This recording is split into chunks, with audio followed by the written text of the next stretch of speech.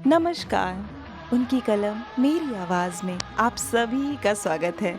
आइए सुनते हैं कहानी राजा निर्बसिया, जिसे लिखा है कमलेश्वर जी ने। एक राजा निर्बसिया थे। माँ कहानी सुनाया करती थीं। उनके आसपास ही 4-5 बच्चे अपनी मुट्ठियों में फूल दबाए कहानी समाप्त होने पर गौरों पर चढ़ाने के लिए उत्सुक से बैठ जाते थे। आटे का सुंदर सा चौक पूरा होता। उसी चौक पर मिट्टी की 6 गौरें रखी जाती, जिनमें से ऊपर वाली के बिंदिया और सिंदूर लगता। बाकी पांचों नीचे दबी पूजा ग्रहण करती रहती। एक और दीपक की बाती स्थिर सी जलती रहती और मंगल घट रखा रहता, जिस पर रोली से सथिया बनाया जाता। सभी बैठे बच्चों के मुख पर फूल चढ़ाने की उतावली की जगह कहानी सुनने की सहज स्थिरता उभर आती। एक राजा निर्बसिया थे। माँ सुनाया करती थी। उनके राज में बड़ी खुशहाली थी। सब वर्ण के लोग अपना अपना काम काज देखते थे। कोई दुखी नहीं दिखाई पड़ता था। राजा के एक लक्ष्मी सी रानी थी, चंद्रमा सी सुंदर और राजा को बहुत प्यारी। राजा राजकाज देखते और सुख से रानी के महल में रहते। मेरे सामने मेरे ख्यालों का राजा था, राजा जगपति। तब जगपति से मेरी दांत काटी दोस्ती थी। दोनों मिडिल स्कूल में पढ़ने जाते। दोनों एक से घर के थे, इसलिए बराबरी की निभती थी। मैं मैट्रिक पास करके एक स्कूल में नौकर हो गया और जगपति कस्बे के ही वकील के यहाँ मुहर्रिर। जिस साल जगपति मुहर्रिर हुआ, उसी वर्ष पास के गांव में उसकी शादी हुई, पर ऐसी हुई कि लोगों ने तमाशा बना देना चाहा। लड़की वालों का कुछ विश्वास था कि शादी के बाद लड़की की विदा नहीं होगी, ब्याह हो जाएगा और 7वीं भावर तब पड़ेगी जब पहली विदा की सायत होगी और तभी लड़की अपनी ससुराल जाएगी। जगपति की पत्नी थोड़ी बहुत पढ़ी लिखी थी, पर घर की लीक को कौन मेटे। बारात बिना बहू के वापस आ गई और लड़के वालों ने तय कर लिया कि अब जगपति की शादी कहीं और कर दी जाएगी, चाहे कानी लूली से हो, पर वह लड़की अब घर में नहीं आएगी। लेकिन साल खत्म होते होते सब ठीक ठाक हो गया। लड़की वालों ने माफ़ी मांग ली और जगपति की पत्नी अपनी ससुराल आ गई। जगपति को जैसे सब कुछ मिल गया और सास ने बहू की बलाइयाँ लेकर घर की सब चाबियाँ सौंप दी। गृहस्थी का ढंग बार समझा दिया। जगपति की माँ ना जाने कब से आस लगाए बैठी थी। उन्होंने आराम की सांस ली। पूजा पाठ में समय कटने लगा। दोपहरियाँ दूसरे घरों के आंगन में बीतने लगीं, पर सांस का रोग था उन्हें।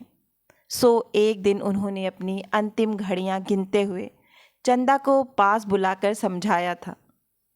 बेटा बेटा, जगपति बड़े लाड प्यार का पला है। जब से तुम्हारे ससुर नहीं रहे, तब से इसके छोटे छोटे हट को पूरा करती रही हूँ। अब तुम ध्यान रखना। फिर रुककर उन्होंने कहा था, जगपति किसी लायक हुआ है तो रिश्तेदारों की आंखों में करकने लगा है। तुम्हारे बाप ने ब्याह के वक्त नादानी की, जो तुम्हें विदा नहीं किया। मेरे दुश्मन देवर जेठों को मौका मिल गया, तुम्हार खड़ा कर दिया कि अब विदा करवाना, नाक कटवाना है। जगपति का ब्याह क्या हुआ, उन लोगों की छाती पर सांप लौट गया। सोचा घर की इज्जत रखने की आड़ लेकर रंग में भंग कर दें। अब बेटा, इस घर की लाज तुम्हारी लाज है। आज को तुम्हारे ससुर होते तो भला। कहते कहते माँ की आंखों में आंसू आ गए और वे जगपति की देखभाल उसे सौंपकर सदा के लिए मौन हो गई थी। एक अरमान उनके साथ ही चला गया कि जगपति की संतान को 4 बरस इंतज़ार करने के बाद भी वे गोद में ना खिला पाईं, और चंदा ने मन में सब्र कर लिया था, यही सोचकर कि कुल देवता का अंश तो उसे जीवन भर पूजने को मिल गया था। घर में चारों तरफ जैसे उदारता बिखरी रहती। अपनापा बरसता रहता। उसे लगता जैसे घर की अंधेरी एकांत कोठरियों में यह शांत शीतलता है जो उसे भरमा लेती है। घर की सब कुंडियों की खनक उसके कानों में बस गई थी। हर दरवाजे की चरमराहट पहचान बन गई थी। एक रोज राजा आखेट को गए। माँ सुनाती थी, राजा आखेट को जाते थे तो 7वें रोज जरूर महल में लौट आते थे। पर उस दफा जब गए तो 7वां दिन निकल गया पर राजा नहीं लौटे। रानी को बड़ी चिंता हुई। रानी एक मंत्री को साथ लेकर खोज में निकली और इसी बीच जगपति को रिश्तेदारी की एक शादी में जाना पड़ा। उसके दूर रिश्ते के भाई दयाराम की शादी थी। कह गया था कि 10वें दिन जरूर वापस आ जाएगा, पर छठे दिन ही खबर मिली कि बारात घर लौटने पर दयाराम के घर डाका पड़ गया। किसी मुखबिर ने सारी खबरें पहुंचा दी थी कि लड़की वालों ने दयाराम का घर सोने चांदी से पाट दिया है। आखिर पुश्तैनी जमींदार की इकलौती लड़की थी। घर आए मेहमान लगभग विदा हो चुके थे। दूसरे रोज जगपति भी चलने वाला था, पर उसी रात डाका पड़ा। जवान आदमी भला खून मानता है। डाके वालों ने जब बंदूकें चलाई तो सबकी घी बन गई, पर जगपति और दयाराम ने छाती ठोंक कर लाठियां उठा लीं। घर में कोहराम मच गया। फिर सन्नाटा छा गया। डाके वाले बराबर गोलियां दाग रहे थे। बाहर का दरवाज़ा टूट चुका था, पर जगपति ने हिम्मत बढ़ाते हुए हाँक लगाए, ये हवाई बंदूकें इन ठेल पिलाई लाठियों का मुकाबला नहीं कर पाएंगी जवानों। पर दरवाजे तड़ तड़ टूटते रहे और अंत में एक गोली जगपति की जांघ को पार करती निकल गई। दूसरी उसकी जांघ के ऊपर कूल्हे में समा कर रह गई। चंदा रोती कलपती और मनौतियां मानती जब वहां पहुंची तो जगपति अस्पताल में था। दयाराम के थोड़ी चोट आई थी, उसे अस्पताल से छुट्टी मिल गई थी। जगपति की देखभाल के लिए वहीं अस्पताल में मरीजों के रिश्तेदारों के लिए जो कोठरियां बनी थी, उन्हीं में चंदा को रुकना पड़ा। कस्बे के अस्पताल से दयाराम का गांव 4 कोस पड़ता था। दूसरे तीसरे वहां से आदमी आते जाते रहते। जिस सामान की जरूरत होती पहुंचा जाते। पर धीरे धीरे उन लोगों ने भी खबर लेना छोड़ दिया। एक दिन में ठीक होने वाला घाव तो था नहीं।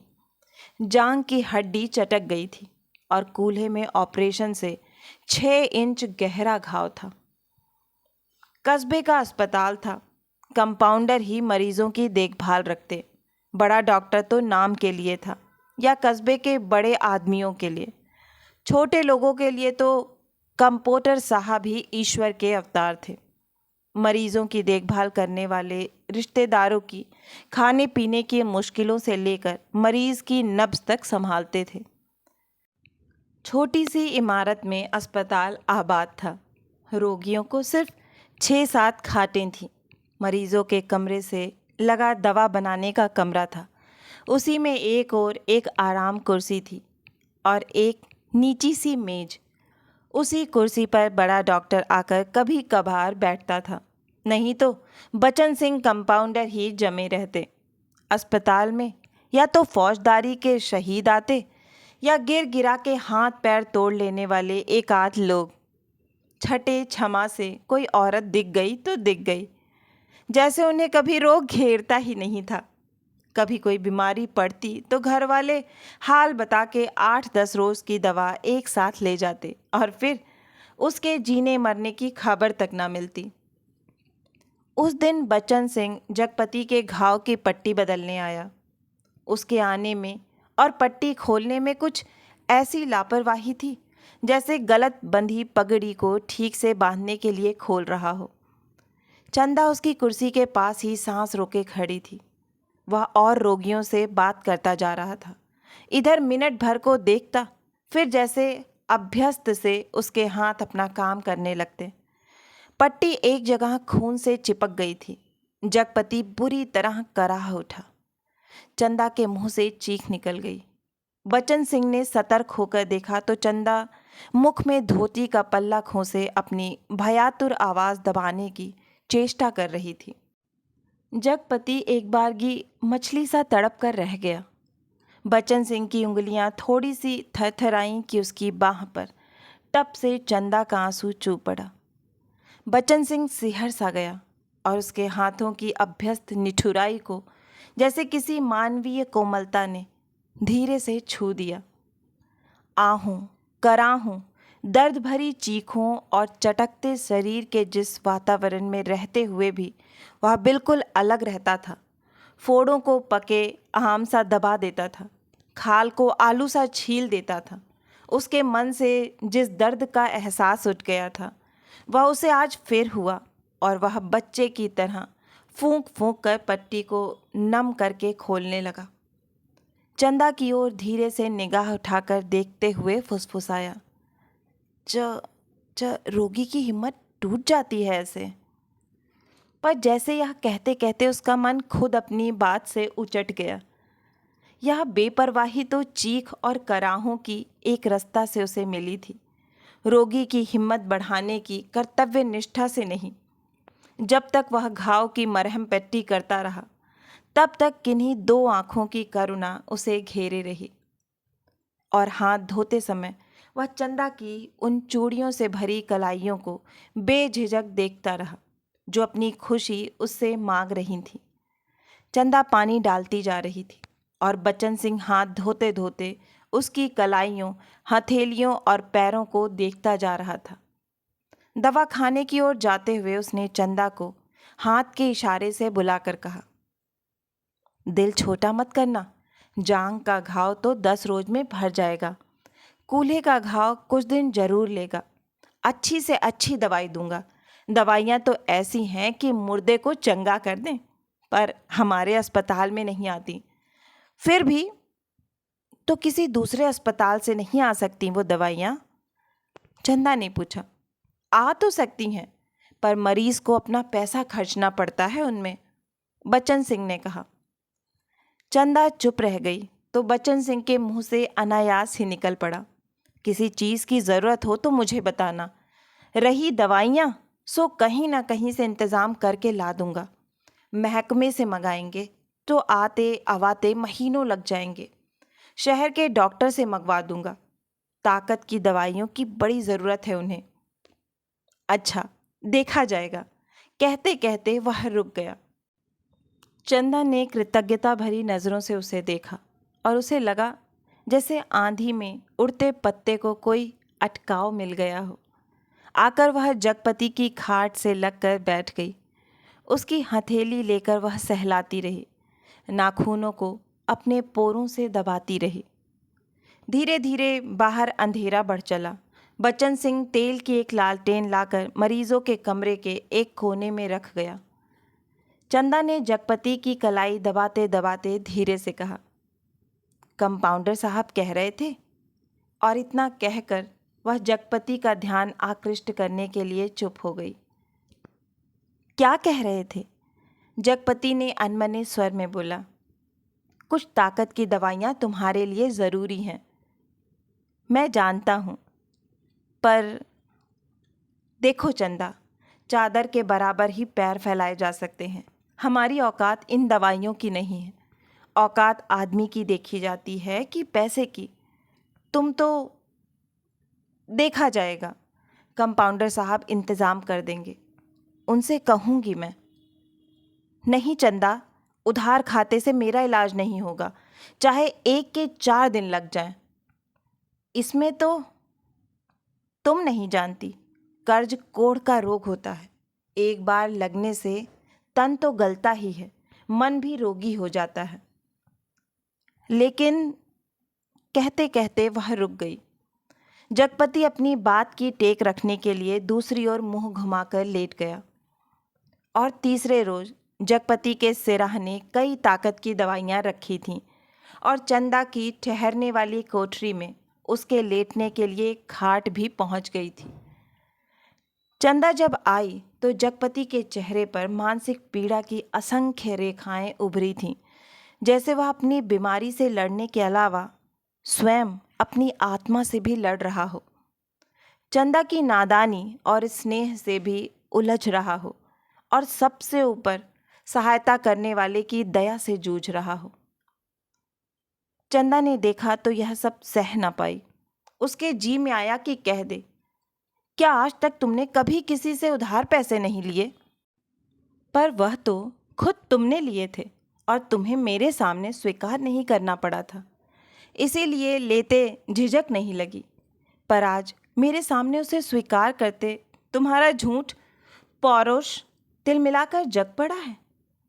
पर जगपति के मुख पर बिखरी हुई पीड़ा में जिस आदर्श की गहराई थी, वह चंदा के मन में चोर की तरह घुस गई और बड़ी स्वाभाविकता से उसने माथे पर हाथ फेरते हुए कहा, ये दवाइयाँ किसी की मेहरबानी नहीं है। मैंने हाथ का कड़ा बेचने को दे दिया था, उसी में आई हैं। मुझसे पूछा तक नहीं। और जगपति ने कहा, और जैसे खुद मन की कमजोरी को दबा गया, कड़ा बेचने से तो अच्छा था कि बच्चन सिंह की दया ही ओढ़ ली जाती। और उसे हल्का सा पछतावा भी था कि नाहक वह रौ में बड़ी बड़ी बातें कह गया था। ज्ञानियों की तरह सीख दे देता है। और जब चंदा अंधेरा होते उठकर अपनी कोठरी में सोने के लिए जाने को हुई, तो कहते कहते यह बात दबा गई कि बच्चन सिंह ने उसके लिए एक खाट का इंतज़ाम भी कर दिया है।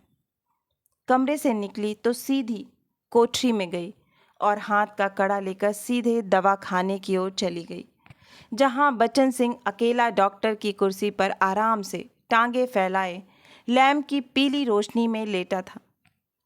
जगपति का व्यवहार चंदा को लग गया था, और यह भी कि वह क्यों बच्चन सिंह का एहसान अभी से लाद ले। पति के लिए जेवर की कितनी औकात है। वह बेधड़क सी दवाखाने में घुस गई। दिन की पहचान के कारण उसे कमरे की मेज कुर्सी और दवाओं की अलमारी की स्थिति का अनुमान था।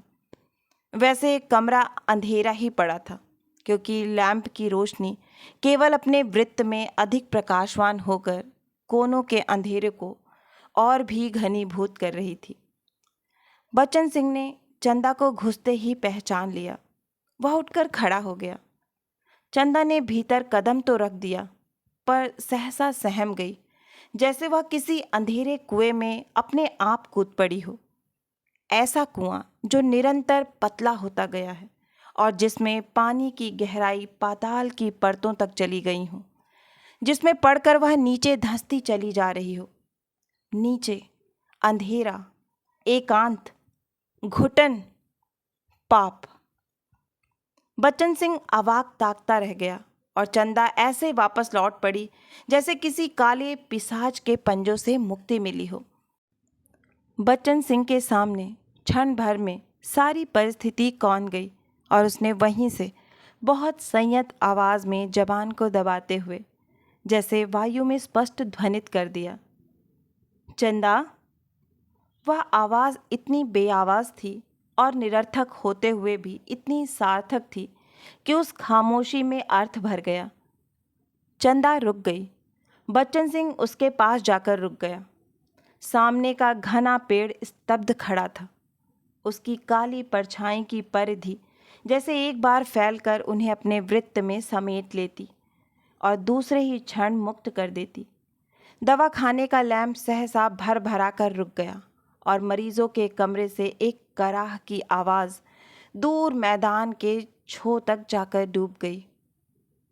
चंदा ने वैसे ही नीचे ताकते हुए अपने को संयत करते हुए कहा, यह कड़ा तुम्हें देने आई थी, तो वापस क्यों चली जा रही थी? चंदा चुप। 2 क्षण रुककर उसने अपने हाथ का सोने का कड़ा धीरे से उसकी ओर बढ़ा दिया, जैसे देने का साहस ना होते हुए भी यह काम आवश्यक था। बच्चन सिंह ने उसकी सारी काया को एक बार देखते हुए अपनी आंखें उसके सिर पर जमा दी।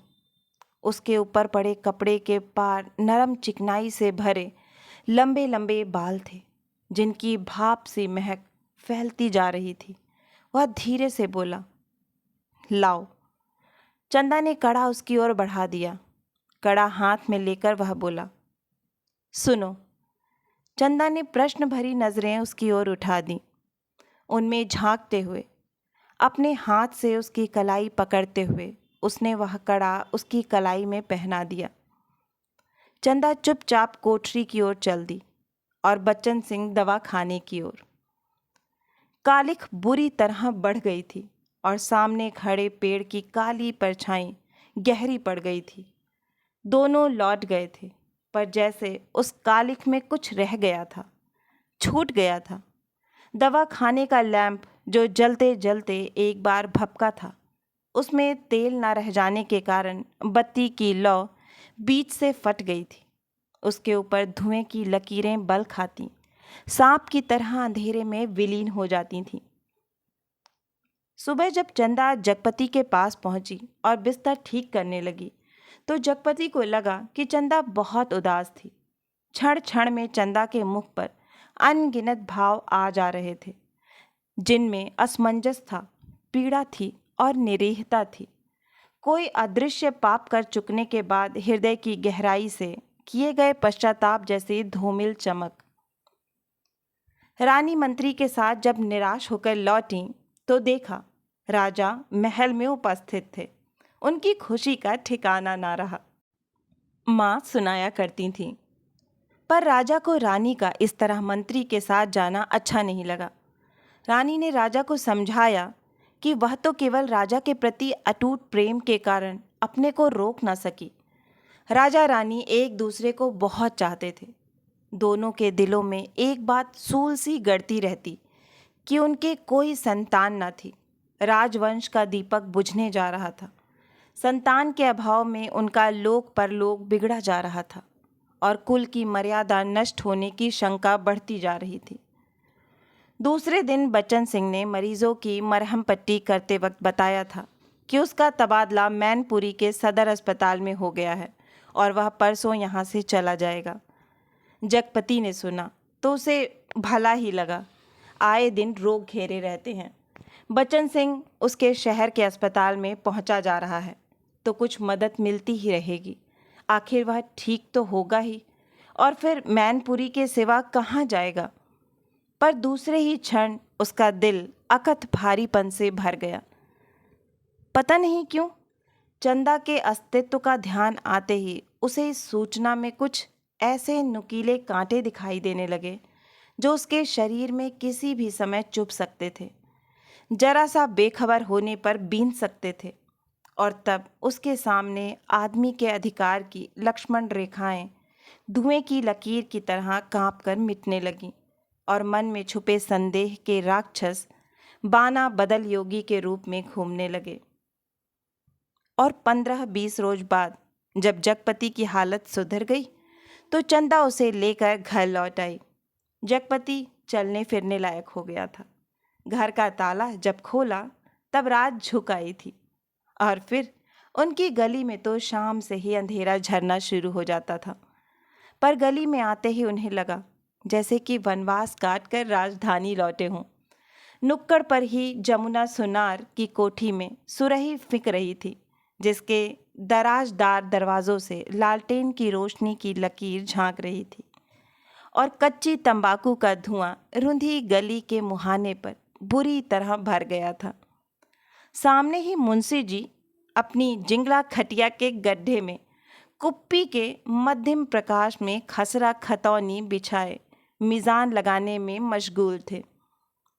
जब जगपति के घर का दरवाज़ा खड़का तो अंधेरे में उसकी चाची ने अपने जंगले से देखा और वहीं से बैठे बैठे अपने घर के भीतर ऐलान कर दिया, राजा निर्बसिया अस्पताल से लौट आए, कुलमा भी आई है। ये शब्द सुनकर घर के अंधेरे बरोठे में घुसते ही जगपति हाँफ कर बैठ गया। झुंझलाकर चंदा से बोला, अंधेरे में क्या मेरे हाथ पैर तुड़वाओगी? भीतर जाकर लालटेन जला लाओ ना। तेल नहीं होगा इस वक्त, जरा ऐसे ही काम। तुम्हारे कभी कुछ नहीं होगा, ना तेल ना। कहते कहते जगपति एकदम चुप रह गया और चंदा को लगा कि आज पहली बार जगपति ने उसके व्यर्थ मातृत्व पर इतनी गहरी चोट कर दी, जिसकी गहराई की उसने कभी कल्पना नहीं की थी। दोनों खामोश, बिना एक बात किए अंदर चले गए। रात के बढ़ते सन्नाटे में दोनों के सामने दो बातें थीं।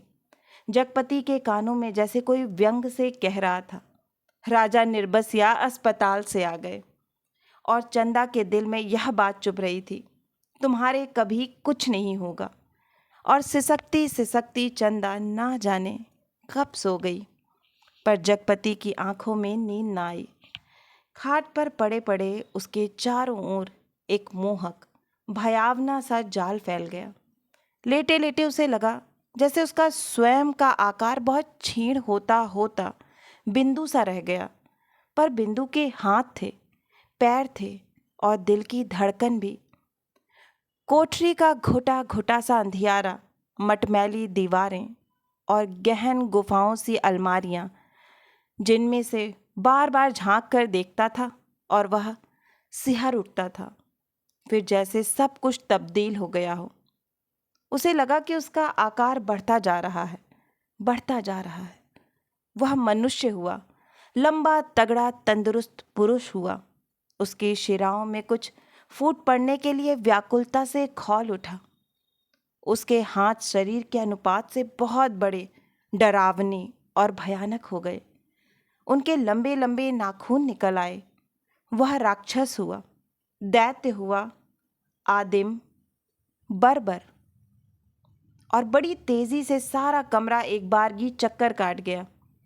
फिर सब धीरे धीरे स्थिर होने लगा और उसकी सांसें ठीक होती जान पड़ी। फिर जैसे बहुत कोशिश करने पर घिघी बन जाने के बाद उसकी आवाज़ फूटी, चंदा। चंदा की नरम सांसों की हल्की सरसराहट कमरे में जान डालने लगी। जगपति अपनी पाटी का सहारा लेकर झुका। कांपते पैर उसने जमीन पर रखे और चंदा की खाट के पाए से सिर टिकाकर बैठ गया। उसे लगा जैसे चंदा की इन सांसों की आवाज़ में जीवन का संगीत गूंज रहा है। वह उठा और चंदा के मुख पर झुक गया। उस अंधेरे में आंखें गड़ाए गड़ाए जैसे बहुत देर बाद स्वयं चंदा के मुख पर आभा फूटकर अपने आप बिखरने लगी। उसके नक्श उज्ज्वल हो उठे और जगपति की आंखों को ज्योति मिल गई। वह मुग्ध सा ताकता रहा। चंदा के बिखरे बाल, जिनमें हाल के जन्मे बच्चे के गभुआरे बालों की सी महक, दूध की कचाइंद, शरीर के रस की सी मिठास और स्नेह सी चिकनाहट, और वह माथा जिस पर बालों के पास तमाम छोटे छोटे नरम नरम नरम से रोएं, रेशम से, और उस पर कभी लगाई गई सेंदूर की बिंदी का हल्का मिटा हुआ सा आभास। नन्हे नन्हे निर्द्वंद सोए पलक और उनकी मासूम सी कांटों की तरह बरौनियाँ, और सांस में खुलकर आती हुई वह आत्मा की निष्कपट आवाज़ की लय, फूल की पंखुरी से पतले पतले ओंठ, उन पर पड़ी अछूती रेखाएं जिनमें सिर्फ दूध सी महक। उसकी आंखों के सामने ममता सी छा गई, केवल ममता, और उसके मुख से अस्फुट शब्द निकल गया, बच्ची। डरते डरते उसके बालों की एक लट को बड़े जतन से उसने हथेली पर रखा और उंगली से उस पर जैसे लकीरें खींचने लगा। उसे लगा जैसे कोई शिशु उसके अंक में आने के लिए छटपटाकर निराश होकर सो गया हो। उसने दोनों हथेलियों को पसार कर उसके सिर को अपनी सीमा में भर लेना चाहा कि कोई कठोर चीज़ उसकी उंगलियों से टकराई। वह जैसे होश में आया। बड़े सहारे से उसने चंदा के सिर के नीचे टटोला। एक रुमाल में बंधा हुआ कुछ उसके हाथ में आ गया। अपने को संयत करता वह जमीन पर बैठ गया। उसी अंधेरे में उस रुमाल को खोला तो जैसे सांप सूंघ गया। चंदा के हाथों के दोनों सोने के कड़े उसमें लिपटे थे और तब उसके सामने सब सृष्टि धीरे धीरे टुकड़े टुकड़े होकर बिखरने लगी। ये कड़े तो चंदा बेचकर उसका इलाज कर रही थी। वे सब दवाइयाँ और ताकत के टॉनिक। उसने तो कहा था ये दवाइयाँ किसी की मेहरबानी नहीं है। मैंने हाथ के कड़े बेचने को दे दिए थे, पर उसका गला बुरी तरह सूख गया। जबान जैसे तालू से चिपक कर रह गई। उसने चाहा कि चंदा को झकझोर कर उठाए, पर शरीर की शक्ति बह सी गई थी। रक्त पानी हो गया था। थोड़ा संयत हुआ। उसने वे कड़े उसी रुमाल में लपेट कर उसकी खाट के कोने पर रख दिए और बड़ी मुश्किल से अपनी खाट की पाटी पकड़कर लुढ़क गया। चंदा झूठ बोली, पर क्यों? कड़े आज तक छुपाए रही। उसने इतना बड़ा दुराव क्यों किया? आखिर क्यों? किस लिए? और जगपति का दिल भारी हो गया। उसे फिर लगा कि उसका शरीर सिमटता जा रहा है और वह एक सींग का बना ढांचा रह गया, नितांत हल्का, तिनके सा, हवा में उड़कर भटकने वाले तिनके सा। उस रात के बाद रोज जगपति सोचता रहा कि चंदा से कड़े मांगकर बेच ले और कोई छोटा मोटा कारोबार ही शुरू कर दे, क्योंकि नौकरी छूट चुकी थी। इतने दिन की गैर हाजिरी के बाद वकील साहब ने दूसरा मुहर्रिर रख लिया था। वह रोज यही सोचता, पर जब चंदा सामने आती तो ना जाने कैसी असहाय सी उसकी अवस्था हो जाती। उसे लगता जैसे कड़े मांगकर वह चंदा से पत्नित्व का पद भी छीन लेगा। मातृत्व तो भगवान ने छीन ही लिया। वह सोचता, आखिर चंदा क्या रह जाएगी? एक स्त्री से यदि पत्नित्व और मातृत्व छीन लिया गया तो उसके जीवन की सार्थकता ही क्या? चंदा के साथ वह यह अन्याय कैसे करे? उससे दूसरी आंख की रोशनी कैसे मांग ले? फिर तो वह नितांत अंधी हो जाएगी और उन कड़ों को मांगने के पीछे जिस इतिहास की आत्मा नंगी हो जाएगी, कैसे वह उस लज्जा को स्वयं ही उधार कर ढांपेगा? और वह उन्हीं ख्यालों में डूबा सुबह से शाम तक इधर उधर काम की टोह में घूमता रहता। किसी से उधार ले ले, पर किस संपत्ति पर? क्या है उसके पास जिसके आधार पर कोई उसे कुछ देगा? और मोहल्ले के लोग जो एक एक पाई पर जान देते हैं, कोई चीज़ खरीदते वक्त भाव में एक पैसा कम मिलने पर मीलों पैदल जाकर एक पैसा बचाते हैं। एक एक पैसे की मसाले की पुड़िया बंधवाकर 11 मर्तबा पैसों का हिसाब जोड़कर एक आध पैसा उधार कर मिन्नतें करते सौदा घर लाते हैं। गली में कोई खोचे वाला फंस गया तो 2 पैसे की चीज़ को लड़ झगड़ कर 4 दाने ज़्यादा पाने की नीयत से 2 जगह भरवाते हैं। भाव के ज़रा से फर्क पर घंटों बहस करते हैं। शाम को सड़ी गड़ी तरकारियों को किफ़ायत के कारण लाते हैं। ऐसे लोगों से किस मुंह से मांगकर वह उनकी गरीबी के एहसास पर ठोकर लगाए? पर उस दिन शाम को जब वह घर पहुंचा तो बरोठे में ही एक साइकिल रखी नजर आई। दिमाग पर बहुत जोर डालने के बाद भी वह आगंतुक की कल्पना न कर पाया। भीतर वाले दरवाजे पर जब पहुंचा तो सहसा हंसी की आवाज़ सुनकर ठिठक गया। उस हंसी में एक अजीब सा उन्माद था और उसके बाद चंदा का स्वर, अब आते ही होंगे, बैठिए ना 2 मिनट और अपनी आँख से देख लीजिए और उन्हें समझाते जाइए कि अभी तंदुरुस्ती इस लायक नहीं जो दिन दिन भर घूमना बर्दाश्त कर सकें। हाँ भाई, कमज़ोरी इतनी जल्दी नहीं मिट सकती। ख्याल नहीं करेंगे तो नुकसान उठाएंगे। कोई पुरुष स्वर सा था। जगपति असमंजस में पड़ गया। वह एकदम भीतर घुस जाए, इसमें क्या हर्ज है? पर जब उसने पैर उठाए तो वे बाहर जा रहे थे। बाहर बरोठे में साइकिल को पकड़ते ही उसे सूझ आई। वहीं से जैसे अनजान बनता बड़े प्रयत्न से आवाज़ को खोलता चिल्लाया, अरे चंदा, यह साइकिल किसकी है? कौन मेहरबान? चंदा उसकी आवाज़ सुनकर कमरे से बाहर निकलकर जैसे खुशखबरी सुना रही थी। उनके कंपाउंडर साहब आए हैं। खोजते खोजते आज घर का पता पाए हैं। तुम्हारे इंतज़ार में बैठे हैं। कौन?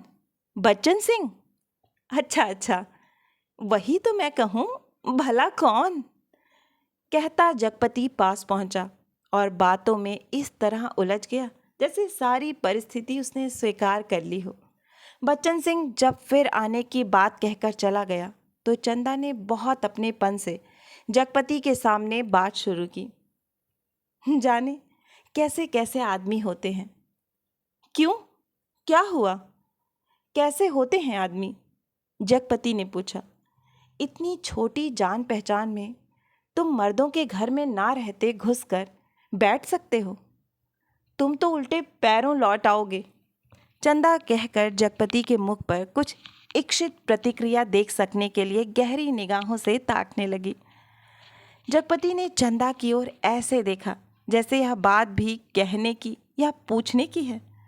फिर बोला, बच्चन सिंह अपनी तरह का आदमी है, अपनी तरह का अकेला होगा। पर कहते कहते चंदा रुक गई। आड़े वक्त काम आने वाला आदमी है, लेकिन उससे फ़ायदा उठा सकना जितना आसान है उतना, मेरा मतलब है कि जिससे कुछ लिया जाएगा उसे दिया भी जाएगा। जगपति ने आंखें दीवार पर गड़ाते हुए कहा और चंदा उठकर चली गई। उस दिन के बाद बच्चन सिंह लगभग रोज़ ही आने जाने लगा। जगपति उसके साथ इधर उधर घूमता भी रहता। बच्चन सिंह के साथ वह जब तक रहता अजीब सी घुटन उसके दिल को बांध लेती और तभी जीवन की तमाम विषमताएं भी उसकी निगाहों के सामने उभरने लगती। आखिर वह स्वयं एक आदमी है, बेकार। यह माना कि उसके सामने पेट पालने की कोई इतनी विकराल समस्या नहीं। वह भूखों नहीं मर रहा है, जाड़े में कांप नहीं रहा है, पर उसके 2 हाथ पैर हैं, शरीर का पिंजरा है जो कुछ मांगता है, कुछ। और वह सोचता, यह कुछ क्या है? सुख? शायद हाँ, शायद नहीं। वह तो दुख में भी जी सकने का आदी है, अभावों में जीवित रह सकने वाला आश्चर्यजनक कीड़ा है। तो फिर वासना? शायद हाँ, शायद नहीं। चंदा का शरीर लेकर उसने उस क्षणिकता को भी देखा है। तो फिर धन? शायद हाँ, शायद नहीं। उसने धन के लिए अपने को खपाया है, पर वह भी तो उस अदृश्य प्यास को बुझा नहीं पाया। तो फिर क्या? वह कुछ क्या है जो उसकी आत्मा में नासूर सा रिश्ता रहता है, अपना उपचार मांगता है? शायद काम? हाँ, यही, बिल्कुल यही, जो उसके जीवन की घड़ियों को निपट सूना ना छोड़े, जिसमें वह अपनी शक्ति लगा सके, अपना मन डुबो सके, अपने को सार्थक अनुभव कर सके, चाहे उसमें सुख हो या दुख, अर्छा हो या सुरक्षा, शोषण हो या पोषण। उसे सिर्फ काम चाहिए, करने के लिए कुछ चाहिए। यही तो उसकी प्रकृत आवश्यकता है, पहली और आखिरी मांग है। क्योंकि वह उस घर में नहीं पैदा हुआ जहाँ सिर्फ जबान हिलाकर शासन करने वाले होते हैं। वह उस घर में भी नहीं पैदा हुआ जहाँ सिर्फ मांग कर जीने वाले होते हैं। वह उस घर का है जो सिर्फ काम करना जानता है, काम ही जिसकी आस है, सिर्फ वह काम चाहता है, काम। और एक दिन उसकी काम धाम की समस्या भी हल हो गई। तालाब वाले ऊंचे मैदान के दक्षिण ओर जगपति की लकड़ी की टाल खुल गई, बोर्ड तक टंग गया। टाल की जमीन पर लक्ष्मी पूजन भी हो गया और हवन भी हुआ। लकड़ी को कोई कमी नहीं थी। गांव से आने वाली गाड़ियों को इस कारोबार में पैरे हुए आदमियों की मदद से मोल तोल करवा के वहां गिरवा दिया गया। गांठें एक और रखी गईं, चैलों का चट्ठा करीने से लग गया और गुद्दे चीरने के लिए डाल दिए गए। 2-3 गाड़ियों का सौदा करके टाल चालू कर दी गई। भविष्य में स्वयं पेड़ खरीद कर कटाने का तय किया गया। बड़ी बड़ी स्कीमें बनी कि किस तरह जलाने की लकड़ी से बढ़ाते बढ़ाते एक दिन इमारती लकड़ी की कोठी बनेगी, चीरने की नई मशीन लगेगी। कारोबार बढ़ जाने पर बच्चन सिंह भी नौकरी छोड़कर उसी में लग जाएगा और उसने महसूस किया कि वह काम में लग गया है। अब 24 घंटे उसके सामने काम है, उसके समय का उपयोग है। दिन भर में वह 1 घंटे के लिए किसी काम का मित्र हो सकता है, कुछ देर के लिए वह पति हो सकता है, पर बाकी समय, दिन और रात के बाकी घंटे, उन घंटों के अभाव को सिर्फ उसका अपना काम ही भर सकता है। और अब वह कामदार था। वह कामदार तो था, लेकिन जब टाल की उस ऊंची जमीन पर पड़े छप्पर के नीचे तखत पर वह गल्ला रखकर बैठता, सामने लगे लकड़ियों के ढेर, कटे हुए पेड़ के तने, जड़ों को लुढ़का हुआ देखता, तो एक निरीहता बरबस उसके दिल को बांधने लगती। उसे लगता एक व्यर्थ पिशाच का शरीर टुकड़े टुकड़े करके उसके सामने डाल दिया गया है। फिर इन पर कुल्हाड़ी चलेगी और इनके रेशे रेशे अलग हो जाएंगे, और तब इनकी ठठरियों को सुखाकर किसी पैसे वाले के हाथ तक पर तौल कर बेच दिया जाएगा। और तब उसकी निगाहें सामने खड़े ताड़ पर अटक जाती, जिसके बड़े बड़े पत्तों पर सुर्ख गर्दन वाले गिद्ध पर फड़फड़ाकर देर तक खामोश बैठे रहते। ताड़ का काला गडरेदार तना और उसके सामने ठहरी हुई वायु में निस्सहाय कांपती भारहीन नीम की पत्तियां चकराती झड़ती रहती। धूल भरी धरती पर लकड़ी की गाड़ियों के पहियों की पड़ी हुई लीक धुंधली सी चमक उठती, और बगल वाले मूंगफली के पेंच की एक रस खरखराती आवाज़ कानों में भरने लगती। बगल वाली कच्ची पगडंडी से कोई गुजरकर टीले के ढलान से तालाब की निचाई में उतर जाता, जिसके गंदले पानी में कूड़ा तैरता रहता, और सूअर कीचड़ में मुंह डालकर उस कूड़े को रौंदते।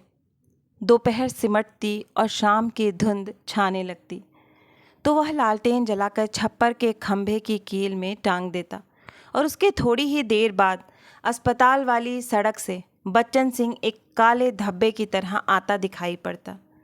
गहरे पड़ते अंधेरे में उसका आकार धीरे धीरे बढ़ता जाता, और जगपति के सामने वह आकर खड़ा होता, तो वह उसे बहुत विशाल सा लगने लगता, जिसके सामने उसे अपना अस्तित्व डूबता महसूस होता।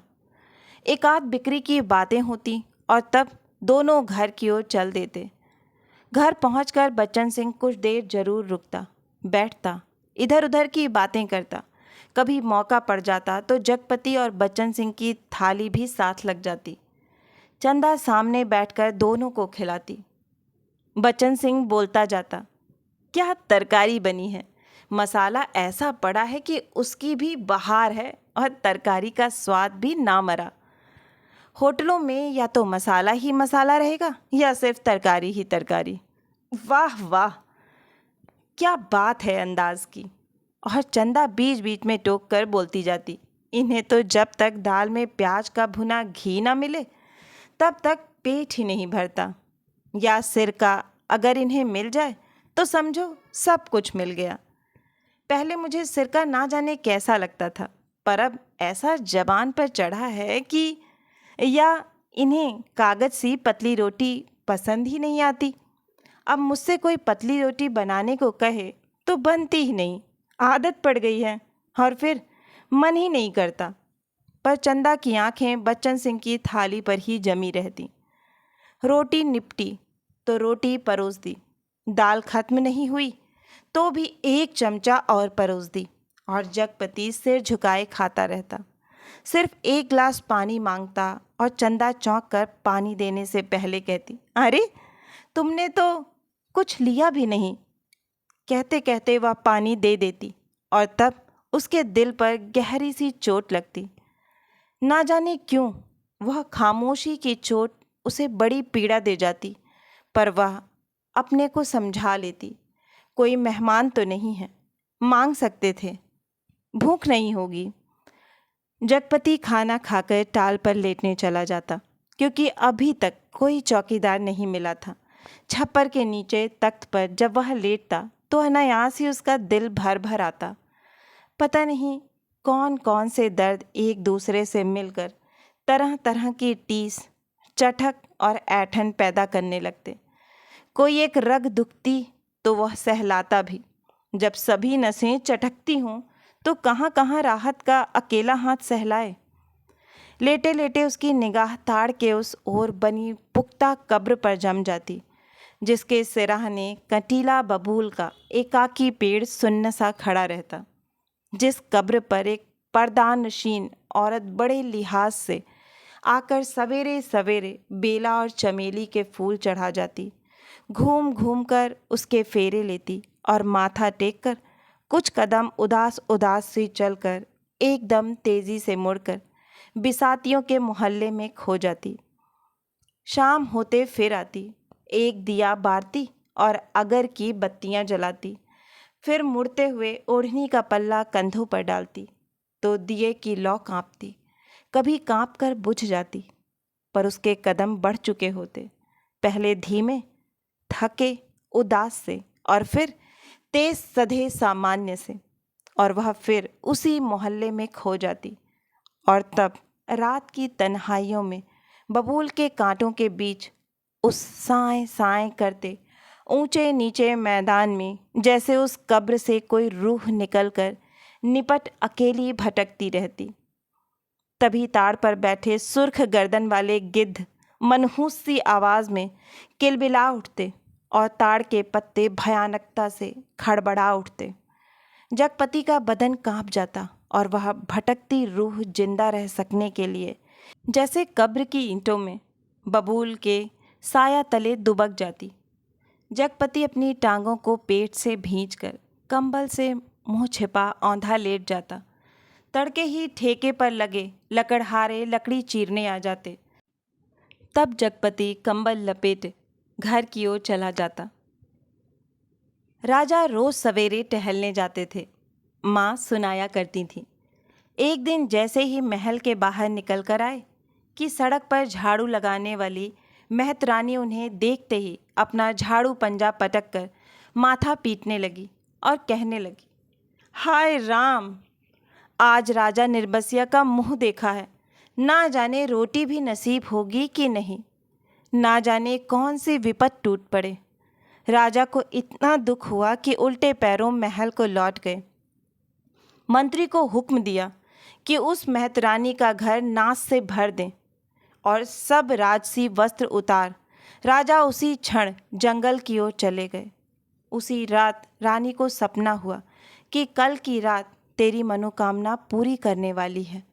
रानी बहुत पछता रही थी, पर फौरन ही रानी राजा को खोजती खोजती उस सराय में पहुंच गई जहां वह टिके हुए थे। रानी भेष बदलकर सेवा करने वाली भटियारिन बनकर राजा के पास रात में पहुंची। रात भर उनके साथ रहीं और सुबह राजा के जगने से पहले सराय छोड़ महल में लौट गईं। राजा सुबह उठकर दूसरे देश की ओर चले गए। 2 ही दिनों में राजा के निकल जाने की खबर राजभर में फैल गई। राजा निकल गए, चारों तरफ यही खबर थी।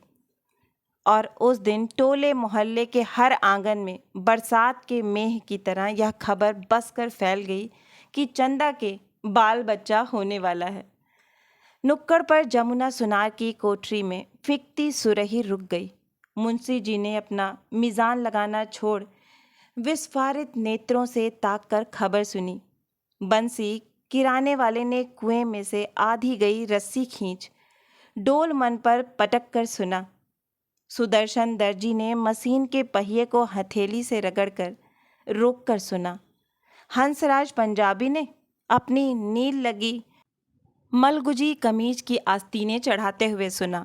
और जगपति की बेवा चाची ने औरतों के जमघट में बड़े विश्वास पर भेद भरे स्वर में सुनाया, आज 6 साल हो गए शादी को, ना बाल ना बच्चा, ना जाने किसका पाप है उसके पेट में और किसका होगा सिवा उस मुस्टंडे कंपोटर के। ना जाने कहाँ से कुलच्छनी इस मोहल्ले में आ गई। इस गली की तो पुश्तों से ऐसी मर्जाद रही है कि गैर मर्द औरत की परछाई तब नहीं देख पाए।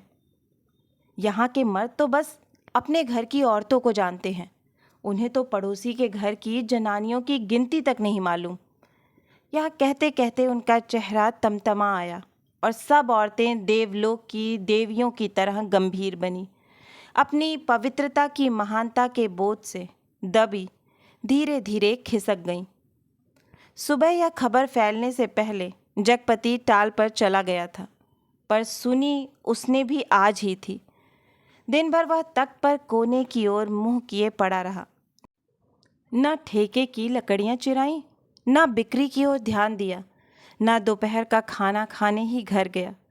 जब रात अच्छी तरह फैल गई, वह हिंसक पशु की भांति उठा।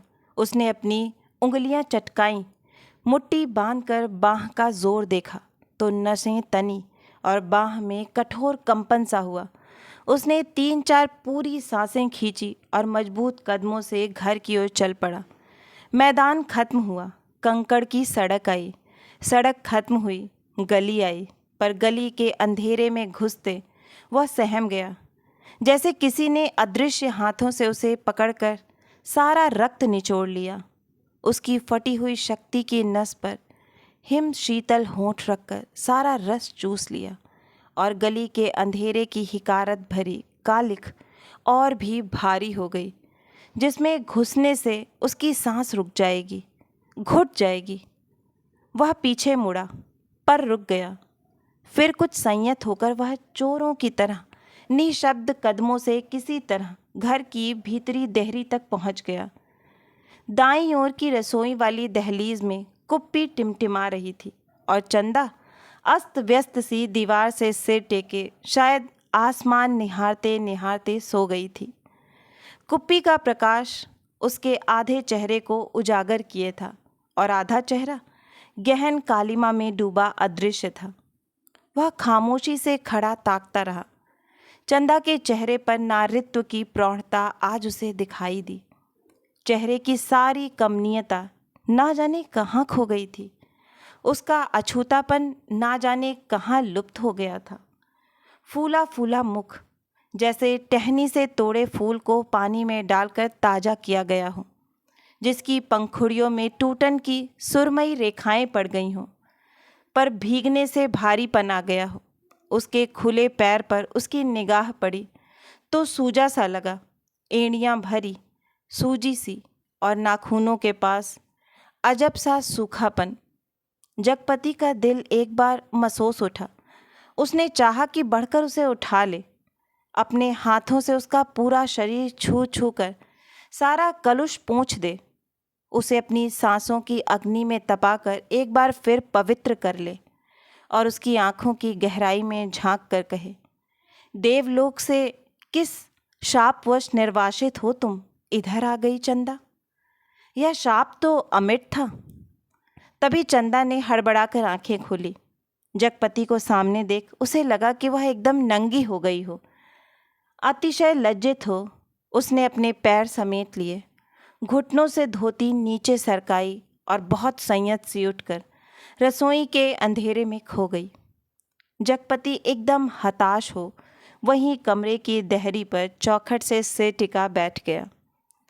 नज़र कमरे में गई तो लगा कि पराये स्वर यहाँ गूंज रहे हैं, जिनमें चंदा का भी एक है। एक तरफ घर के हर कोने से अंधेरा सैलाब की तरह बढ़ता आ रहा था। एक अजीब निस्तब्धता, असमंजस, गति पर पथभ्रष्ट, शक्लें पर आकारहीन। खाना खा लेते, चंदा का स्वर कानों में पड़ा। वह अनजाने ऐसे उठ बैठा जैसे तैयार बैठा हो। उसकी बात की आज तक उसने अवज्ञा ना की थी। खाने तो बैठ गया, पर कौर नीचे नहीं सरक रहा था। तभी चंदा ने बड़े सधे शब्दों में कहा, कल मैं गांव जाना चाहती हूँ। जैसे वह इस सूचना से परिचित था। बोला, अच्छा। चंदा फिर बोली, मैंने बहुत पहले घर चिट्ठी डाल दी थी, भैया कल लेने आ रहे हैं। तो ठीक है, जगपति वैसे ही डूबा डूबा बोला। चंदा का बांध टूट गया और वह वहीं घुटनों में मुंह दबाकर कातर सी फफक फफक कर रो पड़ी। ना उठ सकी, ना हिल सकी। जगपति क्षण भर को विचलित हुआ, पर जैसे जम जाने के लिए उसके ओंठ फड़के और क्रोध के ज्वालामुखी को जबरन दबाते हुए भी वह फूट पड़ा। यह सब मुझे क्या दिखा रही है? बेशरम, बेगैरत। उस वक्त नहीं सोचा था जब मेरी लाश तले? तब तब की बात झूठ है। सिसकियों के बीच चंदा का स्वर फूटा। लेकिन जब तुमने मुझे बेच दिया। एक भरपूर हाथ चंदा की कनपटी पर आग सुलगाता पड़ा और जगपति अपनी हथेली दूसरी से दबाता खाना छोड़ कोठरी में घुस गया और रात भर कुंडी चढ़ाए उसी कालिख में घुटता रहा। दूसरे दिन चंदा घर छोड़ अपने गांव चली गई। जगपति पूरा दिन और रात टाल पर ही काट देता। उसी बिराने में तालाब के बगल कब्र बबूल और ताड़ के पड़ोस में। पर मन मुर्दा हो गया था। जबरदस्ती वह अपने को वहीं रोके रहता। उसका दिल होता कहीं निकल जाए, पर ऐसी कमज़ोरी उसके तन और मन को खोखला कर गई थी कि चाहने पर भी वह जा न पाता। हिकारत भरी नज़रें सहता, पर वहीं पड़ा रहता। काफ़ी दिनों बाद जब नहीं रहा गया तो एक दिन जगपति घर पर ताला लगा नज़दीक के गांव में लकड़ी काटने चला गया। उसे लग रहा था कि वह पंगु हो गया है, बिल्कुल लंगड़ा, एक रेंगता कीड़ा जिसके ना आँख है, ना कान, ना मन, ना इच्छा। वह उस बाग में पहुंच गया जहां खरीदे पेड़ कटने थे। दो आरे वालों ने पतले पेड़ के तने पर आरा रखा और कर्र कर्र का आबाद शोर शुरू हो गया। दूसरे पेड़ पर बन्ने और शकूरे की कुल्हाड़ी बज उठी और गांव से दूर उस बाग में एक लयपूर्ण शोर शुरू हो गया। जड़ पर कुल्हाड़ी पड़ती तो पूरा पेड़ थर्रा जाता। करीब के खेत की मेड़ पर बैठे जगपति का शरीर भी जैसे कांप कांप उठता। चंदा ने कहा था, लेकिन जब तुमने मुझे बेच दिया, क्या वह ठीक कहती थी? क्या बच्चन सिंह ने टाल के लिए जो रुपए दिए थे उसका ब्याज इधर चुकता हुआ? क्या सिर्फ वही रुपए आग बन गए जिसकी आंच में उसकी सहनशीलता, विश्वास और आदर्श मोम से पिघल गए? शकूरे, बाग से लगे दड़े पर से किसी ने आवाज़ लगाई। शकूरे ने कुल्हाड़ी रोककर वहीं से हाँक लगाई।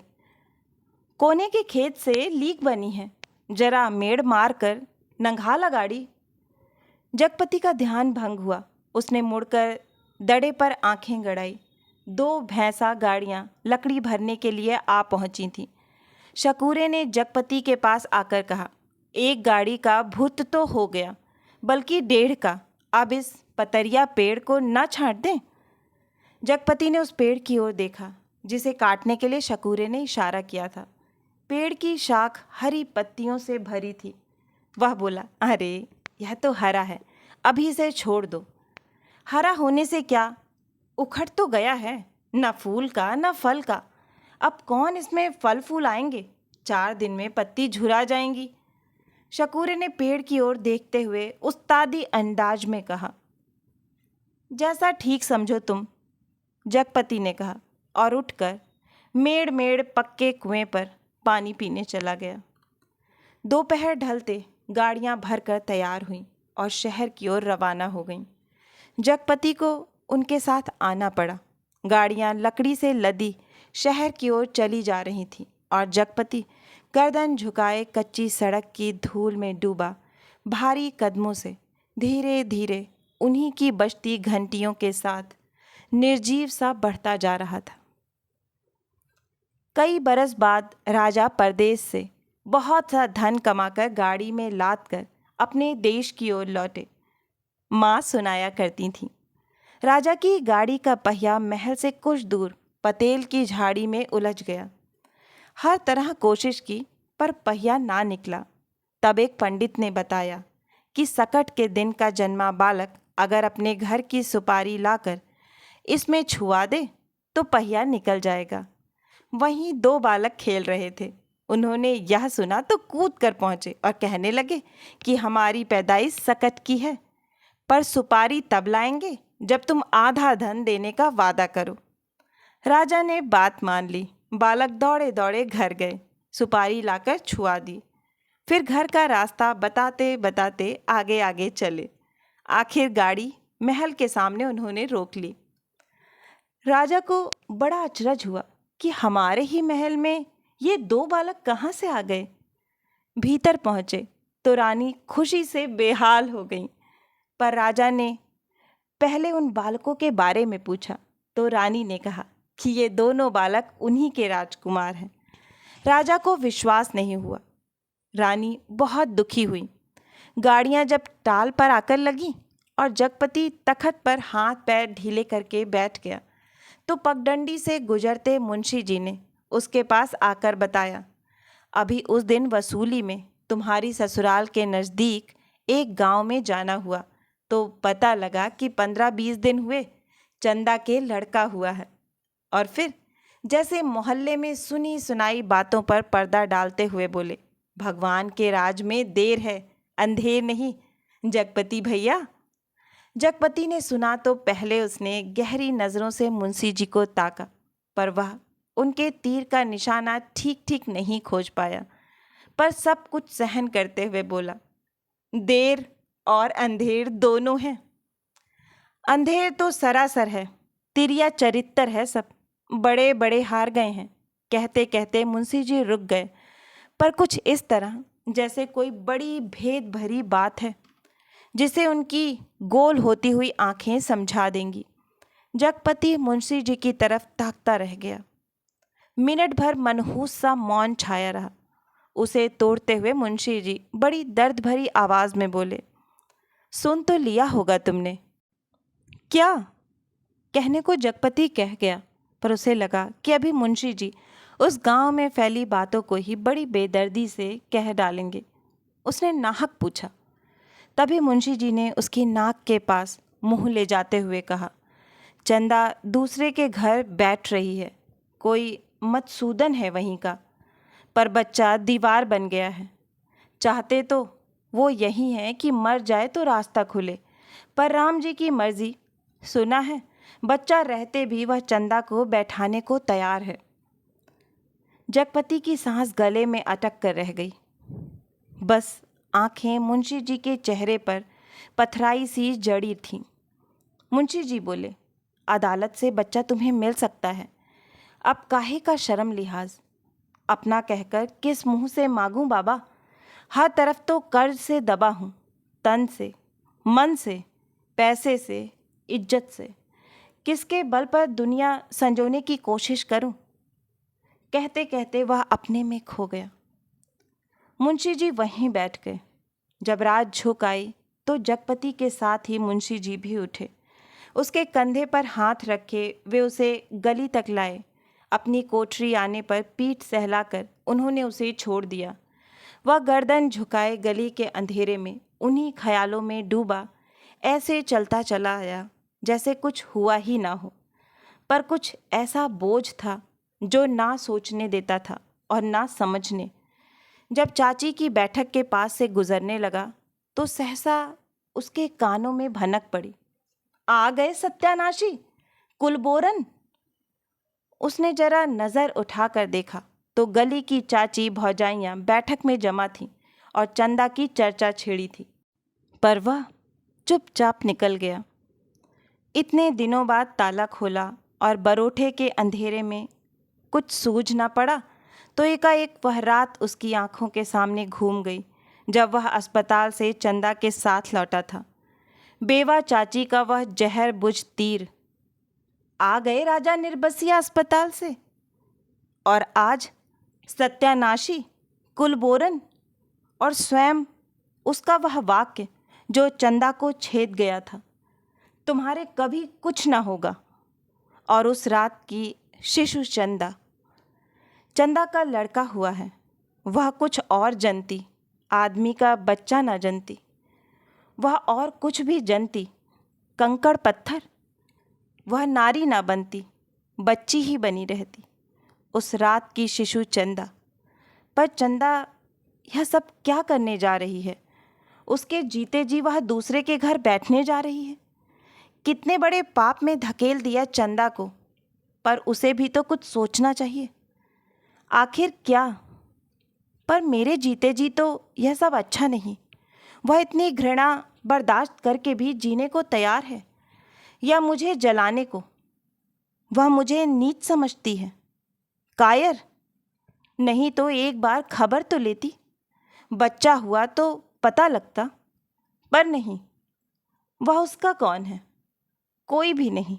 औलाद ही तो वह स्नेह की धुरी है जो आदमी औरत के पहिए को साध कर तन के दलदल से पार ले जाती है। नहीं तो हर औरत वैश्या है और हर आदमी वासना का कीड़ा।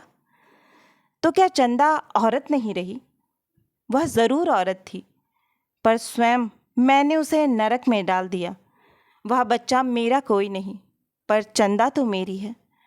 एक बार उसे ले आता, फिर यहाँ रात के मोहक अंधेरे में उसके फूल से अधरों को देखता, निर्द्वंद सोई पलकों को निहारता, सांसों की दूध सी अछूती महक को समेट लेता। आज का अंधेरा, घर में तेल भी नहीं जो दिया जला ले। और फिर किसके लिए कौन जलाए? चंदा के लिए, पर उसे तो बेच दिया था। सिवा चंदा के कौन सी संपत्ति उसके पास थी जिसके आधार पर कोई कर्ज देता?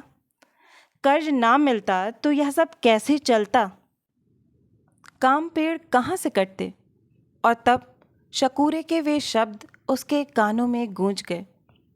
हरा होने से क्या, उखड़ तो गया है। वह स्वयं भी तो एक उखटा हुआ पेड़ है, ना फल का ना फूल का, सब व्यर्थ ही तो है। जो कुछ सोचा उस पर कभी विश्वास न कर पाया। चंदा को चाहता रहा, पर उसके दिल में चाहत ना जगा पाया।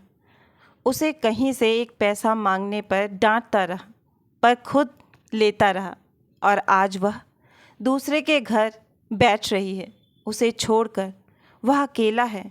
हर तरफ बोझ है जिसमें उसकी नस नस कुचली जा रही है, रग रग फट गई है। और वह किसी तरह टटोल टटोल कर भीतर घर में पहुंचा।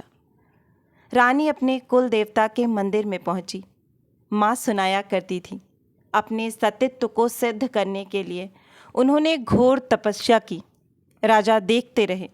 कुल देवता प्रसन्न हुए और उन्होंने अपनी दैवी शक्ति से दोनों बालकों को तत्काल जन्मे शिशुओं में बदल दिया। रानी की छातियों में दूध भर आया और उनमें से धार फूट पड़ी जो शिशुओं के मुंह में गिरने लगी। राजा को रानी के सतीत्व का सबूत मिल गया। उन्होंने रानी के चरण पकड़ लिए और कहा कि तुम देवी हो, ये मेरे पुत्र हैं। और उस दिन से राजा ने फिर से राजकाज संभाल लिया। पर उसी रात जगपति अपना सारा कारोबार त्याग अफीम और तेल पीकर मर गया, क्योंकि चंदा के पास कोई दैवी शक्ति नहीं थी और जगपति राजा नहीं, बचन सिंह कंपाउंडर का कर्जदार था। राजा ने दो बातें की, माँ सुनाती थीं। एक तो रानी के नाम से उन्होंने बहुत बड़ा मंदिर बनवाया, और दूसरे राज के नए सिक्कों पर बड़े राजकुमार का नाम खुदवाकर चालू किया, जिससे राज भर में अपने उत्तराधिकारी की खबर हो जाए। जगपति ने मरते वक्त दो पर्चे छोड़े, एक चंदा के नाम, दूसरा कानून के नाम। चंदा को उसने लिखा था, चंदा, मेरी अंतिम चाह यही है कि तुम बच्चे को लेकर चली आना। अभी 1-2 दिन मेरी लाश की दुर्गति होगी, तब तक तुम आ सकोगी? चंदा आदमी को पाप नहीं पश्चाताप मारता है। मैं बहुत पहले मर चुका था। बच्चे को लेकर ज़रूर चली आना। कानून को उसने लिखा था, किसी ने मुझे मारा नहीं है, किसी आदमी ने नहीं। मैं जानता हूँ कि मेरे जहर की पहचान करने के लिए मेरा सीना चीरा जाएगा। उसमें जहर है, मैंने अफीम नहीं, रुपए खाए हैं। उन रुपयों में कर्ज का जहर था, उसी ने मुझे मारा है। मेरी लाश तब तक ना जलाई जाए जब तक चंदा बच्चे को लेकर ना आ जाए, आग बच्चे से दिलवाई जाए। बस।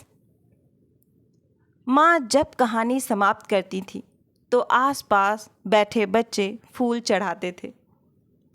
मेरी कहानी भी खत्म हो गई, पर आशा है कि यह कहानी आपको बहुत ही पसंद आई होगी। अगर कहानी पसंद आई है तो मुझे प्रोत्साहित करने के लिए एक लाइक करें, अपनों के साथ ज़्यादा से ज़्यादा शेयर करें। नीचे कमेंट बॉक्स में कमेंट करके बताएं कि आपको कहानी कैसी लगी। और अगर आप इस परिवार का हिस्सा बनना चाहते हैं तो इस चैनल को सब्सक्राइब करें और बेल आइकन को दबाना ना भूलें, जिससे आगे आने वाली हर कहानी आपको समय पर मिलती रहे। फिर मिलती हूँ एक नई कहानी या कविता के साथ। तब तक के लिए आप सभी का कहानी सुनने के लिए बहुत बहुत धन्यवाद।